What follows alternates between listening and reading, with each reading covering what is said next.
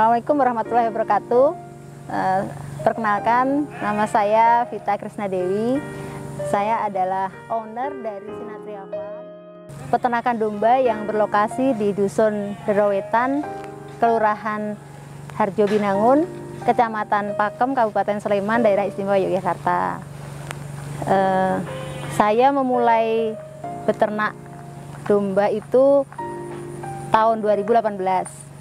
Tapi sebelum beternak domba di sini di Dusun Derowetan, saya pernah beternak kambing dulu sebelumnya, kambing perah ya, kambing perah, tapi juga campur dengan domba. Hanya saja waktu itu terjadi mismanagement, gitu ya, mismanagement yang ya akhirnya modal yang cukup besar itu hilang dengan cepat, gitu, kondisinya cepat, dan itu sempat membuat saya down gitu ya, karena kan baru pertama kali beternak terus tiba-tiba hanya dalam waktu 1 tahun kemudian jatuh gitu ya. Tapi alhamdulillah dengan support dari suami terutama ya dan keluarga, akhirnya saya berencana untuk membuat peternakan yang baru, tentunya dengan manajemen yang baru, kemudian dengan orang-orang yang baru, dengan lokasi yang baru. Dan alhamdulillah saya dapat support juga dari teman-teman di sini ya, di Desa Harjo Binangun, untuk membuat peternakan domba di sini. Untuk menemukan tempat ini pun di Dusun Dero pun itu luar biasa juga sebelumnya, karena sebelum sampai Dero itu saya rencananya menggunakan tanah pelungguh milik salah satu perangkat desa yang wilayahnya nggak jauh dari sini lah ya. Tapi waktu itu masyarakat dengan image sebuah peternakan itu bau, kotor gitu ya, keberatan. Saya pokoknya nggak mau ada ternak di dekat rumah saya gitu, sehingga akhirnya saya yang mengalah gitu ya. Saya mengalah untuk ya udah saya yang pindah aja gitu, nggak berlokasi di situ. Dan alhamdulillah saya dapat lokasi di sini dengan support masyarakat yang luar biasa gitu ya. Awal-awal beternak saya mengalami kesulitan dalam masalah pasar, dan ini mungkin banyak dialami oleh peternak-peternak pemula ya. Sulit menemukan apa sih sebenarnya yang saya targetkan gitu ya.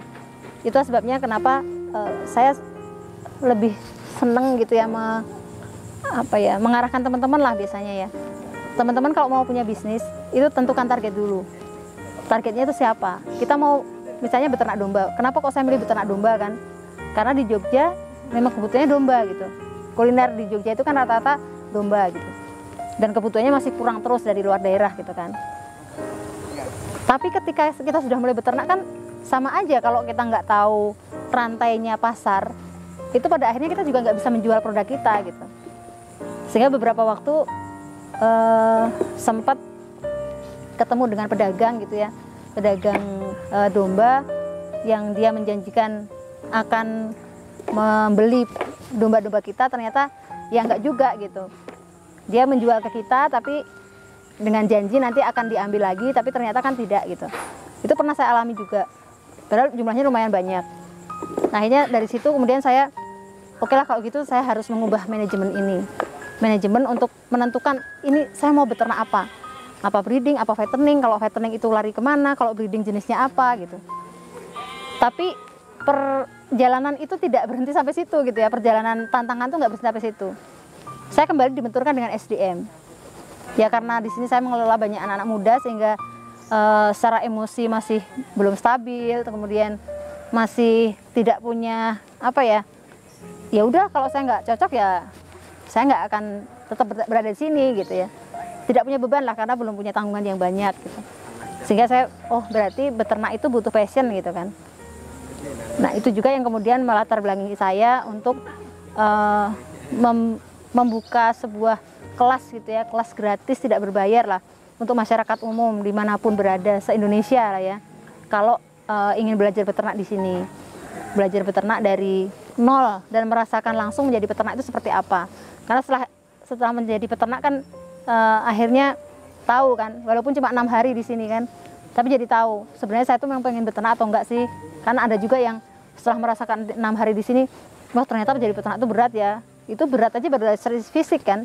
Secara fisik berat, nanti secara psikis gitu kan, misalnya menghadapi ternaknya sendiri yang sakit, menghadapi ternaknya sendiri yang mati gitu ya. Nah akhirnya banyak yang kemudian, oh ternyata passion saya bukan ke peternakan gitu. Nah itu untuk meminimalkan teman-teman yang semangat beternak tapi ternyata dia bukan passionnya gitu. Jadi perjalanan yang saya hadapi itu lebih banyak tantangannya masalah SDM, jadi sumber daya manusia yang kemudian akan mengelola peternakan. Kenapa kok SDM itu menjadi penting untuk kita perhatikan? Sebagus apapun peternakan kita, sebesar apapun modal yang kita miliki, kalau SDM yang mengelola peternakan kita itu bukanlah SDM yang dia terampil, kompeten ya, kompeten itu ya dia mau bersusah payah lah ya ibaratnya kayak gitu ya, menyenangi ternak kayak gitu kan. Kemudian dia juga bukanlah seseorang yang memang ya passionnya ya, bakatnya di situ, akan berat gitu. Bahkan untuk mentaati sebuah SOP jam kerja saja akan sangat sulit gitu kan. Tidak merasa bahwa begitu urgennya saya datang jam 7 misalnya, karena di sini kan biasanya kan kita jam 7 mulai kegiatan ya. Tidak harus jam 7 lah, oh saya izin lah, saya masih ada kegiatan di luar misalnya. Padahal yang namanya ternak, kalau misalnya kita terlambat kasih makan aja kan,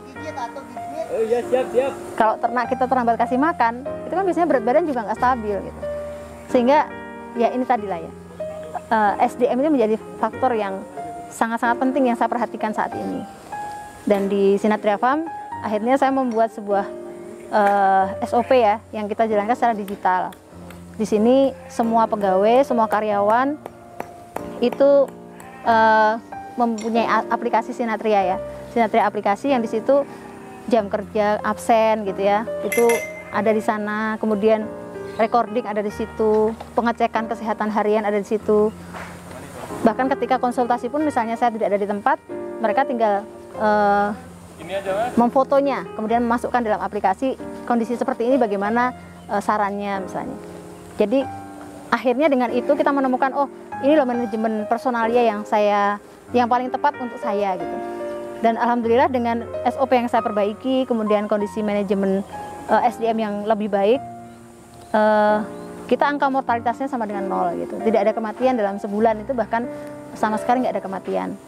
Yang sebelumnya ketika kita manajemennya tadi tidak terukur dengan SOP tadi, kematian kadang-kadang sampai 4 ekor dari 200 misalnya. Itu pernah gitu, 4 hari berturut-turut itu setiap hari mati, padahal yang mati adalah indukan gitu. Itu bagi saya kan, ya Allah gitu ya. Mati kalau di sini biasanya kan kalau mati, apalagi mendadak gitu ya, biasanya kan kita periksa gitu kan, ada masalah apa di dalam tubuhnya, sehingga kita bedah dulu. Pas kita bedah, melihat cempenya gitu ya, janinnya ada di situ, sedih gitu rasanya gitu kan. Tapi ya itu ya, yang harus saya bayar ketika manajemen personalnya ini tidak berjalan dengan baik. Sehingga SOP inilah yang kemudian saya upayakan supaya secara manajemen orangnya, manajemen pegawainya itu berjalan dengan baik. Ada misalnya ternak di karantina, SOP-nya seperti apa, berapa lama dia di karantina, apa yang harus dilakukan oleh pegawai, siapa penanggung jawabnya untuk melakukan karantina misalnya. Kemudian ternak ketika sakit, siapa yang bertanggung jawab untuk menyembuhkan, bagaimana caranya ketika ternak ini mengalami penyakit A, B, C, D, seperti itu. Itu sudah kita buatkan SOP-nya sehingga semua karyawan tahu apa yang menjadi tugasnya, jam berapa dia harus melakukan ini dan itu gitu. Itu yang saya upayakan dalam menangani itu gitu ya.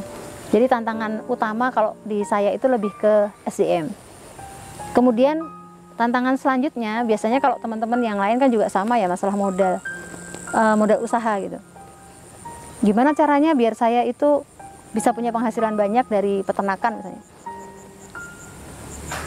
Kalau suami saya mengatakan gini, uang itu mengikuti ide. Kamu punya ide apa, nanti uang yang akan mengikuti. Dan ide itu diwujudkan dalam sebuah kinerja. Dan faktanya ketika kinerja kita baik, banyak loh investor yang datang kan gitu. Tapi itu pun saya tidak langsung berani untuk membuka diri kepada investasi gitu ya. Segala investasi gitu ya. Investor yang datang tidak kemudian serta-merta saya terima gitu. Kenapa begitu? Karena tidak semua investor juga itu memahami bagaimana sistem kerja dalam peternakan. Ada sebagian investor yang mereka ya tahunya pokoknya bagi hasil gitu. Setiap bulan menghasilkan. Sementara di peternakan sendiri kan enggak. nggak bisa seperti itu ya. Kadang-kadang ada penjualan, kadang-kadang enggak. Kemudian kadang-kadang ternak sehat semua, kadang-kadang ada yang mati. Faktor-faktor resiko seperti ini yang jika investor itu tidak memahaminya, maka kita akan stres akhirnya gitu. Makanya itu yang saya kemudian batasi gitu, membatasi diri untuk tidak apa ya istilahnya bernafsu untuk mencari investor gitu. Jadi terus gimana dong modalnya tadi gitu? Ya modalnya itu akan kita dapatkan dengan kita memutar gitu. Dengan modal yang sedikit, akhirnya kita punya ide-ide apa ya kira-kira yang bisa membuat saya menghasilkan sesuatu. Kemudian saya bisa menggaji karyawan gitu ya. Apalagi di sini kan, wah saya ada berapa keluarga nih yang saya tanggung kan begitu. Jadi dengan dana yang terbatas ini kita bisa melakukan perputaran, gitu. Perputaran keuangan. Sesuatu yang menurut saya kadang-kadang sering membuat peternak-peternak pemula itu kemudian menyerah gitu. Itu di situ. Wah udahlah daripada saya kepikiran berhenti aja, tutup kandangnya. Padahal biaya investasi kandang kan nggak banyak, nggak sedikit ya. Biaya investasi kandang itu luar biasa besar gitu kan. Belum lagi tanahnya, belum lagi bangunan yang lainnya. Sehingga kalau tidak sejak awal tidak direncanakan, kemudian tadi ya di tengah perjalanan kita menghadapi permasalahan baik itu modal habis, kemudian apa tadi SDM kita yang tidak memenuhi syarat gitu. Akhirnya kita udah nutup aja deh gitu. Bukan mencari solusi. Makanya yang paling penting bagi seorang yang memiliki usaha itu adalah bagaimana kita bisa mengidentifikasi masalah dan kita bisa melakukan apa ya upaya-upaya pendekatan untuk menyelesaikannya. Baik itu secara sistemik ataupun secara kultural yang bisa kita lakukan. Tapi bisa bermanfaat buat teman-teman semua. Saran saya, segala yang kita lakukan, apalagi itu bisnis, lakukan dengan tujuan target yang betul-betul fix. Kemudian kita rencanakan dengan baik, kita tentukan langkah-langkahnya, sehingga kita bisa meminimalkan segala resiko yang akan terjadi di kemudian hari. Nah, mudah-mudahan bermanfaat. Saya akhiri. Assalamualaikum warahmatullahi wabarakatuh.